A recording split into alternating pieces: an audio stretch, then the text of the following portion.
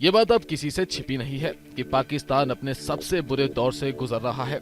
आर्थिक और राजनीतिक संकट से जूझ रहे पाकिस्तान की बर्बादी के पीछे के कारण तो कई हैं, लेकिन अब इसकी कोई सहायता करे इसका एक भी कारण नहीं बचा है। क्योंकि आर्थिक संकट के बाद अब पाकिस्तान का राजनीतिक संकट उसके सहयोगी देशों, खासकर यूएई और सऊदी अरब के लिए चिंता पैदा कर रहा है। इन दोनों देशों की चिंता क्या है और अब पाकिस्तान इनकी अर्थव्यवस्था के लिए कैसे खतरा बन चुका है, ये जानने से पहले आपको ये जानना होगा कि पाकिस्तान खुद कितने कर्ज के बोझ तले दबा हुआ है।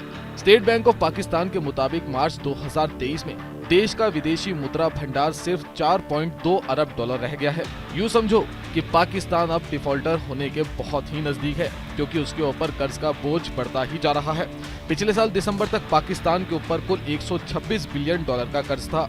इसी कर्ज और डिफॉल्टर होने से बचने के लिए पाकिस्तान अंतर्राष्ट्रीय मुद्रा कोष यानी IMF के आगे कटोरा लिए खड़ा है। लेकिन IMF तो क्या, अब वो भी उसकी मदद करने के लिए आगे नहीं आ रहे हैं, जिन्हें पाकिस्तान अपना आका समझता था।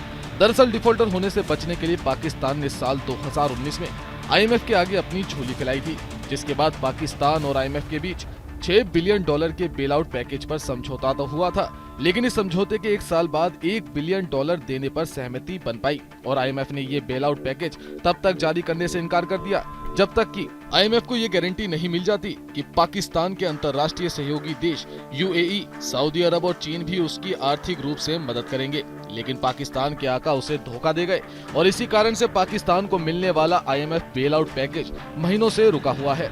अगर इस बेल आउट पैकेज को निकलवाने में UAE और सऊदी अरब पाकिस्तान का साथ देते हैं तो उनके लिए ये जोखिमों से भरा हो सकता है, क्योंकि दोनों देशों के पाकिस्तान के साथ मजबूत व्यावसायिक रिश्ते हैं और पाकिस्तान इन दोनों देशों के लिए एक बड़ा बाजार है। साल 2023 में पाकिस्तान के साथ UAE का ट्रेड लगभग 10.6 बिलियन डॉलर से अधिक होने की उम्मीद है।